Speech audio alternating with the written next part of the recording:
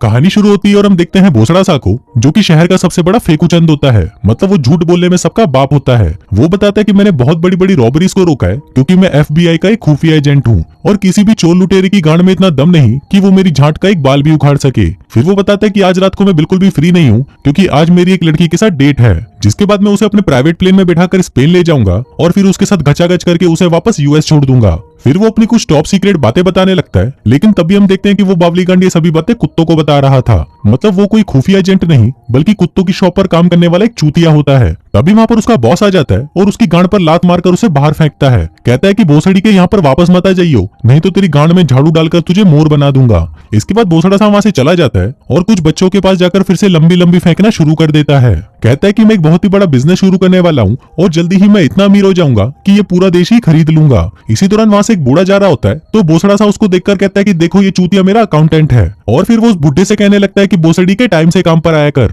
अब ऐसे ही बकचोदिया करते करते वो एक कैफे में जाता है और वहाँ खड़ी वेटर से भी बकचोदिया करना शुरू कर देता है। कहता है कि तुम्हारे बब्बे इतने भी बड़े नहीं है जितना मैंने सोचा था। मेरी गर्लफ्रेंड मियां खलीफा के तो बब्बे बहुत बड़े बड़े हैं और मुझे लगता है कि शायद तुम्हारी झांटों पर भी बालों का जंगल लगा होगा, लेकिन मेरी वाली तो अपनी झांटें पूरी साफ करके आती है। तभी वो लड़की उसकी तरफ देखने लगती है और उसे कहती है कि अबे लवड़े अपना काम कर, जिस पर भोसड़ा सा उसे कहता है कि चलो ठीक है तुम मेरा मुंह में ले सकती हो। जिसके बाद वो वहां से निकलकर एक पेट्रोल पंप वाले के पास चला जाता है और फिर उसके साथ भी बकचोदिया करना शुरू कर देता है। लेकिन इसी दौरान वहां पर एक बहुत ही खूबसूरत लड़की आती है जिसका नाम होता है चूची चवन्नी, जो कि एक बहुत ही अमीर बाप की बिगड़ी हुई औलाद होती है। अब जैसे ही भोसड़ा सा की नजर चूची चवन्नी पर पड़ती है तो उसका हथियार खड़ा हो जाता है और फिर वो उसके सामने स्टाइल मारने लगता है। उधर चूची चवन्नी भी उसे पूरी लाइन दे रही होती है, लेकिन तभी वहां पर भोसड़ा सा का बाप आ जाता है और उसे कहता है कि भोसड़ी के तू यहाँ क्या कर रहा है, मुझे अभी अभी फोन आया है कि तुझे तेरी जॉब से लात मारकर निकाल दिया गया है। भोसड़ा सा कहता है कि नहीं, आपको किसने कहा। बाप कहता है कि अभी अभी मुझे तेरे बॉस का फोन आया था और वो मुझे बोला कि उसने तुझे काम से निकाल दिया है। अभी सुनकर भोसड़ा सा हंसने लगता है और कहता है कि अरे ऐसा कुछ नहीं है,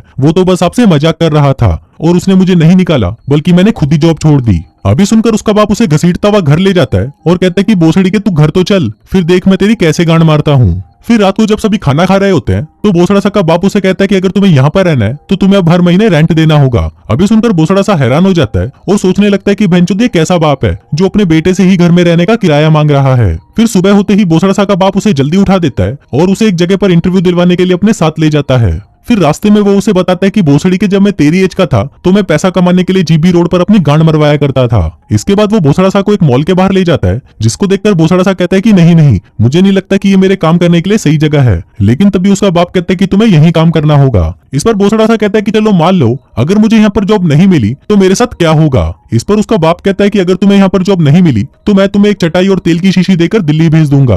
अभी सुनते ही भोसड़ा सा की गांड फट जाती है और वो फटाफट इंटरव्यू देने के लिए अंदर चला जाता है। फिर वहां जाकर जब वो जॉब के लिए इंटरव्यू दे रहा होता है तो उसका बॉस उससे काफी अच्छे से बात करता है। वो कहता है कि आप जैसे आदमी को जॉब पर रखने से मेरी मॉल की वैल्यू बहुत ज्यादा बढ़ जाएगी और मैं तो बहुत खुश हूँ कि आपने इतनी सारी कंपनीज को छोड़कर हमारे मॉल में काम करने का सोचा। फिर वो उससे कहता है कि हम आपको $50,000 एक साल के देंगे, जिसके साथ ही आपको सारे बेनिफिट्स भी दिए जाएंगे, जैसे कि medical, travelling, pension, car allowance और साथ ही रात को बजाने के लिए एक लड़की भी। और यही हमारा आपके लिए सबसे बेस्ट और फाइनल ऑफर है। अभी सुनकर भोसड़ा सा भी जोश में आ जाता है और वो कहता है कि सर वो सब तो ठीक है, लेकिन मैं इतने कम में काम नहीं कर पाऊंगा। मुझे $1,00,000 एक साल के चाहिए और सारे बेनिफिट्स के साथ साथ मुझे रात को बजाने के लिए 2 लड़कियां चाहिए। अभी सुनकर उसका बॉस थोड़ी देर को सोचने लगता है और फिर वो उसे $1,00,000 पर ईयर देने के लिए मान जाता है और साथ ही कहता है कि रात को तुम 2 क्या 3 लड़कियां ले लो। फिर इसी खुशी में वो उसे कहता है कि चलो मैं तुम्हें 5 स्टार होटल में लंच करवाता हूँ। लेकिन तभी उसका फोन बजता है जो कि उसकी एजेंट का फोन था। वो उससे पूछता है कि क्या तुमने उसको जॉब पर रख लिया, जिस पर बॉस कहता है कि हाँ, हमने $1,00,000 पर ईयर पर डील डन कर दी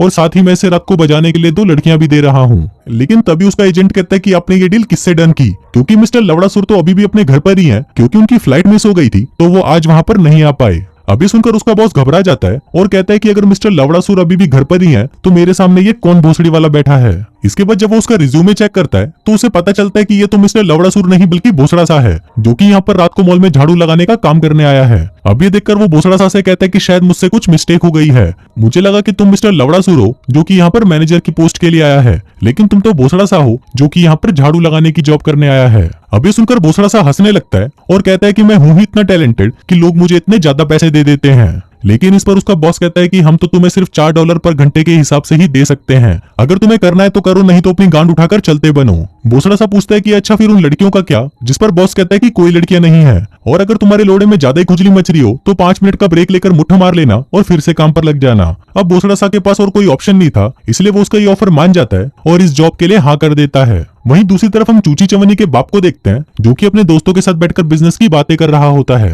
तभी वहाँ पर चूची चवन्नी आ जाती है, जिसको देखकर उसका बाप कहता है कि बेटा इधर तो आओ और मेरे दोस्तों से मिलो। अब चूची चवन्नी जैसे ही वहाँ पर आती है तो उसकी बड़ी बड़ी चूचियां देखकर उन दोनों बुड्ढों के घोड़े खड़े हो जाते हैं। फिर उनमें से एक बुड्ढा अपना इंट्रोडक्शन देता है और कहता है कि मैं हूँ बॉब द भोसड़ी वाला।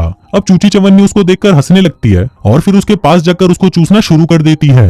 फिर वो दूसरे बुड्ढे के पास जाती है, जिसको देखकर उसे लगता है कि शायद वो उसे भी चूसेगी, लेकिन वो उसे सिर्फ हाथ मिलाती है और फिर वो उन दोनों को बाय बोलकर वहां से चली जाती है। वहीं हम उसके बाप को देखते हैं, जो ये देखकर शॉक्ड था कि उसकी बेटी ने अभी ये क्या किया। फिर रात को जब चूची चवन्नी सोने जाती है तभी वहां पर उसका बाप आता है और उसे कहता है कि अगर आज के बाद तुमने ये सब फिर से किया तो मैं तुम्हारी जान ले लूंगा। इसके बाद हम देखते हैं दो चूतिए चोर चंगू मंगू को, जो कि एक कार के पास जाते हैं जिसमें दबाकर गचागच कार्यक्रम चल रहा था। जिसके बाद वो उन दोनों को कार से बाहर निकालते हैं और उनकी कार लेकर वहां से भाग जाते हैं। फिर अगली सुबह हम देखते हैं बोसड़ा सा को, जिसका काम पर आज पहला दिन था। वो एक लंबी लिमोजिन मंगवाता है ताकि लोगों को लगे कि वो एक बिजनेस मीटिंग के लिए जा रहा है। फिर जाते वक्त वो रास्ते में बच्चों से कहता है कि मैं कुछ दिनों के लिए पेरिस जा रहा हूँ, जहाँ पर मेरी प्राइम मिनिस्टर के साथ एक मीटिंग है। जिसके बाद मैं वहां से इंडिया जाऊंगा, जहाँ पर मुझे सलमान भाई के साथ हिरण के शिकार पर जाना है। वहीं मॉल के अंदर हम चूची चवन्नी को देखते हैं, जो कि वहां पर रखे महंगे महंगे आइटम्स को देख रही होती है, लेकिन इतना पैसा होने के बाद भी वो उन्हें खरीदती नहीं, बल्कि उन्हें अपने बब्बू में छुपाकर वहां से निकल लेती है। वहीं बोसड़ा सा भी वहां पर पहुंच जाता है और जाते ही वो एक बॉस की तरह वहां पर सबको ऑर्डर देने लगता है। इसी दौरान उसे जमीन पर पड़ा हुआ कुछ सामान दिखाई देता है, जिसको देखकर वो एक एम्प्लॉय से कहता है कि सुन बहन के घोड़े, मैं तुझे पैसे इसलिए नहीं देता कि तू यहाँ पर आकर टाइम पास करे, अब जल्दी से इस सामान को उठा और निकल यहाँ से। उधर चूची चवन्नी ने भी इतना सारा सामान चोरी कर लिया था कि वो सबके सामने ऐसे जा नहीं सकती थी, इसलिए वो सबके चले जाने तक मॉल में ही रुकने का फैसला करती है। फिर कुछ ही घंटों में रात हो जाती है, जिसके बाद वहां पर सफाई डिपार्टमेंट का मैनेजर आता है और बोसड़ा सा से कहता है कि तुम्हारे पास पूरी रात है, इसलिए अच्छे से पूरे मॉल की सफाई करना, नहीं तो मैं तुम्हारी गांड में डंडा डालकर उसे तुम्हारे मुंह से निकालूंगा। अभी सुनते ही बोसड़ा सा की फटकर 64 हो जाती है और वो कहता है कि ठीक है सर, आप जैसा बोलोगे मैं वैसा ही करूंगा। फिर वो मैनेजर वहां से जाने लगता है और कहता है कि मॉल के किसी भी सामान को छूना मत, सारा कचरा उठाकर डस्टबिन में डालना, और सबसे इंपॉर्टेंट चीज लड़कियों की कच्चियों से दूर रहना। बोसड़ा सा कहता है कि सर आप चिंता मत करो, हम दोनों मिलकर सब कुछ अच्छे से साफ कर देंगे। इस पर मैनेजर कहता है कि हम दोनों नहीं, मैं तो अपने घर जा रहा हूँ, जहाँ पर मैं अपनी बीबी के साथ दबाकर गचागच करूंगा। अभी सुनकर बोसड़ा सा कहता है कि नहीं नहीं, मैं यहाँ पर अकेला नहीं रहने वाला, लेकिन मैनेजर उसकी एक नहीं सुनता और वो उसे वहीं लॉक करके वहां से चला जाता है। कहता है कि अब ये दरवाजा सुबह 7 बजे ही खुलेगा। अब बोसड़ा सा वहां पर खड़े खड़े चिल्लाता रहता है, लेकिन मैनेजर उसे इग्नोर करके वहां से चला जाता है। अब बोसड़ा सा के पास दूसरा कोई ऑप्शन नहीं था, इसलिए वो झाड़ू उठाता है और चुपचाप अपने काम पर लग जाता है। लेकिन हम देखते हैं कि उस चूतिया को तो सफाई करनी भी नहीं आती, इसलिए वो सफाई के दौरान सारे सामान को उल्टा सीधा कर देता है। अब बोसड़ा सा जैसे तैसे करके अपने काम को पूरा कर ही लेता है, जिसके बाद वो देखता है कि उसकी शिफ्ट खत्म होने में अभी 10 घंटे और पड़े हैं। अब 10 घंटों तक उसके पास करने के लिए कुछ भी नहीं था, इसलिए वो टाइम पास करने के लिए वहां पर रखे हुए सामानों को छेड़ने लग जाता है। लेकिन कुछ देर बाद वो इससे भी बोर हो जाता है, तो वो अपना मन बहलाने के लिए अपने बाप को फोन लगा देता है। लेकिन वहीं उसका बाप आज बहुत दिनों बाद उसकी माँ के साथ गचागच करने वाला था, इसलिए वो बोसड़ा सा से कहता है कि बोसड़ी के जल्दी से फोन रख और सुबह से पहले वापस फोन मत करियो। अब बोसड़ा सा वहां पर बैठा बैठा बहुत ज्यादा बोर और परेशान हो चुका था, इसलिए वो फिर से बकचोदियां मचाना शुरू कर देता है। फिर ऐसे ही जब वो कच्छा पहनकर वहां पर भटक रहा होता है, तभी उसकी नजर वहां पर चूची चवन्नी पर पड़ती है। अब उसे देखकर पहले तो उसे लगता है कि शायद उसने कोई ख्वाब देखा है, लेकिन जब वो उसे फिर से देखता है तो वो शॉक्ड हो जाता है कि ये यहाँ पर क्या कर रही है। फिर वो उसे पूछता है कि तुम यहाँ पर क्या कर रही हो, जिस पर वो बताती है कि मैं यहाँ पर शॉपिंग करने आई थी और शॉपिंग करते करते मैं सो गई।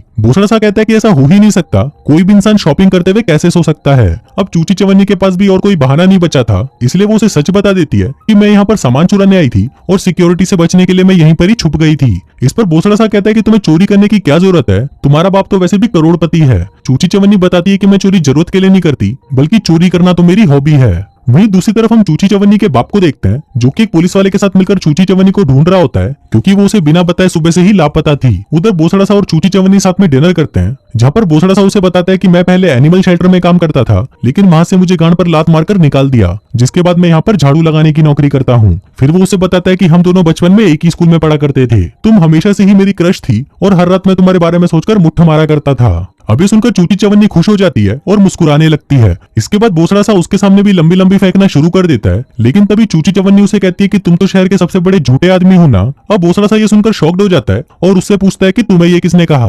चूची चवन्नी कहती है कि ये तो पूरा शहर ही कह रहा है कि तुम सिर्फ लंबी लंबी फेंकते हो और तुमसे काम के नाम पर घंटा कुछ नहीं होता। इस पर भोसड़ा सा कहता है कि नहीं, मैं कोई झूठा इंसान नहीं हूँ, शायद तुम्हें कोई गलत इन्फॉर्मेशन मिली है और जिसने भी ये बोला है वो बहन का लोड़ा मुझसे जलता है। इसके बाद वो दोनों ही वहाँ पर टाइम पास करने के लिए उल्टी सीधी हरकतें करने लगते हैं, जिस दौरान चूची चवन्नी भोसड़ा सा से कहती है कि मैं ये शहर छोड़कर न्यूयॉर्क जाना चाहती हूँ क्योंकि यहाँ पर मैं अपने बाप से परेशान हो चुकी हूँ, इसलिए मैं वहाँ पर जाकर एक नई शुरुआत करना चाहती हूँ। क्या तुम भी मेरे साथ चलना चाहोगे? इस पर भोसड़ा सा कहता है कि मैं भी तुम्हारे साथ जरूर चलता, लेकिन मेरे पास उतने पैसे नहीं है कि मैं वहाँ का खर्चा उठा सकूं। तभी चूची चवन्नी कहती है कि तुम पैसों की चिंता मत करो, मैं अपने बाप के लॉकर से बहुत सारे पैसे चुरा कर लाई हूँ, इसलिए हमें पैसों की तो बिल्कुल परेशानी नहीं होगी। जिसके बाद वो उसे अपने पैसे दिखाती है जो कि पूरे $52,000 थे। फिर चूची चवन्नी उसे कहती है कि तुम भी अपने बाप से परेशान हो और मैं भी अपने बाप से परेशान हूँ, क्यों ना हम दोनों साथ में न्यूयॉर्क जाएं और एक नई शुरुआत करें। अब भोसड़ा साहब इन परेशानियों से छुट्टी लेकर कुछ टाइम एंजॉय करना चाहता था, इसलिए वो भी उसके साथ चलने के लिए हाँ कर देता है। अब इसी खुशी में वो दोनों साथ में डांस करते हैं, जिस दौरान वो दोनों एक दूसरे के करीब आ जाते हैं और एक दूसरे को चूसने लगते हैं। लेकिन तभी वहाँ पर चूची चवन्नी का बाप और वो पुलिस वाला उसे ढूंढते हुए पहुंच जाते हैं। फिर वो पुलिस वाला भोसड़ा सा से पूछता है कि क्या तुमने चूची चवन्नी को कहीं पर देखा है, जिस पर भोसड़ा सा उसे मना कर देता है और कहता है कि नहीं सर, मैंने उसे कहीं नहीं देखा, आप उसे लाइब्रेरी में ढूंढो, शायद वो पढ़ते पढ़ते वहीं सो गई होगी। इस पर पुलिस वाला कहता है कि नहीं यार, वो चूची चवन्नी एक नंबर की छिनाल है, जरूर वो किसी के साथ अपना मुंह काला करवा रही होगी। जिसके बाद वो वहां से चला जाता है। अब उस पुलिस वाले के जाते ही वो दोनों फिर से मौज मस्ती करना शुरू कर देते हैं, लेकिन तभी वहां पर वो दोनों चूतिए चोर चंगू मंगू भी आ जाते हैं, जो कि फिल्म की शुरुआत में एक कार को चुरा कर भागे थे। अब वो दोनों चोरों को देखकर डर जाते हैं और उनसे छुपने की कोशिश करते हैं, लेकिन तभी वो चोर उन्हें पकड़ लेते हैं और उन्हें गन पॉइंट पर ले लेते हैं। वहीं मंगू चूची चवन्नी का फिगर देखकर पागल हो जाता है और उसे कहता है कि तेरी गांड तो बहुत बढ़िया है, क्या तू मेरे घोड़े की सवारी करेगी? भोसड़ा सा कहता है कि नहीं सर, थैंक यू। इस पर चंगू मंगू कहते हैं कि भोसड़ी के चुप कर, हम तुझे नहीं बोल रहे। फिर चूची चवन्नी उनको बताने लगती है कि मैं सुबह से मिसिंग हूँ और ये पूरा शहर मुझे ढूंढ रहा है, अगर वो सभी मुझे ढूंढते हुए यहाँ पर पहुंच गए तो तुम लोगों की गांड मर जाएगी। लेकिन इस पर मंगू कहता है कि तुम ये सब छोड़ो और ये बताओ कि तुम्हारे बब्बे इतने सॉलिड कैसे हैं। इसके बाद वो सभी वहां से उठकर कुछ खाने के लिए चले जाते हैं और वहीं चूची चवन्नी एक घोड़े पर बैठकर उसकी सवारी करने लगती है। अब उसकी ऐसी सवारी देखकर उन तीनों के भी घोड़े खड़े हो जाते हैं और वो सोचने लगते हैं कि काश चूची चवन्नी ये घोड़ा छोड़कर हमारे घोड़े की सवारी कर ले। तभी चूची चवन्नी मंगू को अपने पास बुलाती है और कहती है कि मुझे भी बहुत सारे पैसों की जरूरत है, क्यों ना हम तीनों मिलकर यहाँ के सारे कीमती सामानों की चोरी करें और फिर हम तीनों यहाँ से कहीं दूर निकल जाएंगे। अब मंगू, जो कि पूरा बावली गांड था, वो ये सुनकर बहुत खुश हो जाता है और सोचने लगता है कि शायद चूची चवन्नी उसके प्यार में पागल हो चुकी है। जिसके बाद वो दोनों मॉल के सारे कीमती सामानों को चुरा लेते हैं और उसे लेकर वहां से जाने लगते हैं। वहीं चूची चवन्नी भी उनके साथ जाने लगती है, जिसको देखकर भोसड़ा सा कहता है कि तुम ये क्या कर रही हो और तुम इन चूतियों के साथ क्यों जा रही हो। लेकिन चूची चवन्नी उसे कोई जवाब नहीं देती और वहां से जाने लगती है। अब भोसड़ा सा उसे रोकने की कोशिश करता है, लेकिन तभी चंगू मंगू उसे उठाकर साइड में ले जाते हैं और कहते हैं कि चूची चवन्नी अब हमारी है और अगर अब तू फिर से बीच में आया तो हम तेरी गांड फाड़ देंगे। जिसके बाद वो सारा चोरी किया हुआ सामान अपनी कार में भर लेते हैं। फिर वो दोनों भी उस कार में बैठने वाले होते हैं, लेकिन तभी चूची चवन्नी उस कार को शुरू करती है और वहां से अकेले ही चली जाती है। उधर भोसड़ा सा भी सिक्योरिटी रूम से एक बड़ी सी शॉटगन निकाल लेता है और फिर जैसे ही चंगू मंगू चोरी करने के लिए वापस अंदर आते हैं, तभी भोसड़ा सा उन पर अंधाधुंध फायर करना शुरू कर देता है। फिर अगली सुबह जब पुलिस वहां पर पहुंचती है तो उन्हें वहां पर चंगू मंगू मिलते हैं, जिन्हें वहां पर बांध कर रखा हुआ था। वहीं दूसरी तरफ हम भोसड़ा सा और चूची चवन्नी को देखते हैं, जो कि सारा सामान और पैसा लेकर न्यूयॉर्क आ गए थे और अब वो वहां पर अपनी बाकी की जिंदगी ऐश से बिताने वाले थे। और इसी के साथ ही ये फिल्म यहीं खत्म हो जाती है।